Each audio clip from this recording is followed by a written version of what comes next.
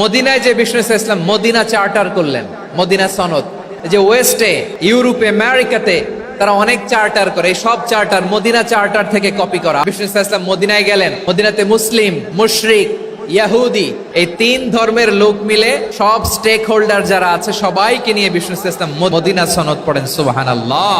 শুধু তাই নয়, মক্কাতে বিশ্বনবী পিস এগ্রিমেন্ট করলেন, শান্তি চুক্তি মুশরিকদের সাথে। মদিনাতে যে বিশ্বনবী মদিনা চার্টার করলেন, মদিনা সনদ করলেন ইহুদিদের সাথে।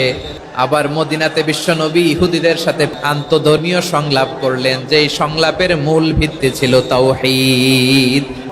বিশ্বনবী ইহুদিদেরকে ডাকলেন, আহ্বান করলেন, কুল ইয়া আহলাল কিতাবি তাআলাউ ইলা কালিমাতিন সাওয়াইন বাইনানা ওয়া বাইনাকুম আল্লা না'বুদা ইল্লাল্লাহ ওয়া লা নুশরিকা বিহি শাইআন ওয়া লা ইয়াত্তাখিযা বা'দুনা বা'দান আরবাবাম মিন দুনিল্লাহ فإن تولوا فقولوا اشهدوا بأننا مسلمون। সুবহানাল্লাহ পড়েন।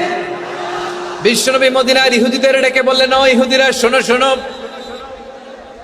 আসো এমন একটা আদর্শের প্রশ্নে আমরা একত্রিত হই, যে আদর্শের প্রচার তোমাদের নবীরাও করেছে, আমিও করি, যে আদর্শের কথা তোমাদের পবিত্র ধর্মগ্রন্থগুলোতে আছে, আমার কোরআনেও আছে, সেটা হলো তাওহীদ।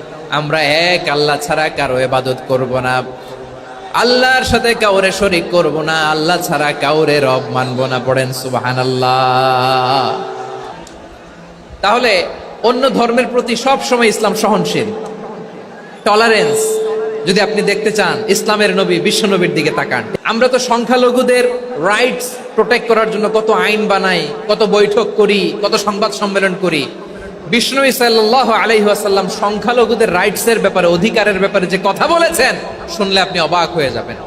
বিশ্বনবী বলেন, আলা মান যালামা মুআহাদান আও ইনতাকাসাহু আও কাল্লাফাহু ফাওকা তাআতিহি আও কাল্লাফাহু ফাওকা তাকাতিহি আও আখাযা মিনহু শাইআন বিগাইরি তিবি নাফসিন ওয়া আনা হাজিজুহু ইয়াউমাল কিয়ামা। খবরদার, জেনে রাখো, কেউ যদি কোনো সংখ্যালঘুর উপরে অত্যাচার করে, কোনো সংখ্যালঘুর প্রাপ্য থেকে যদি কেউ কাউকে ঠকায়, সংখ্যালঘুর উপর যদি কেউ কষ্ট দেয়, কোনো সংখ্যালঘুর সম্পদ যদি কেউ জোর করে কেড়ে নেয়, আমি কিয়ামতের দিন বিশ্বনবী ওই সংখ্যালঘুর পক্ষে আর ওই মুসলমানদের বিপক্ষে বাদী হয়ে দাঁড়াবো।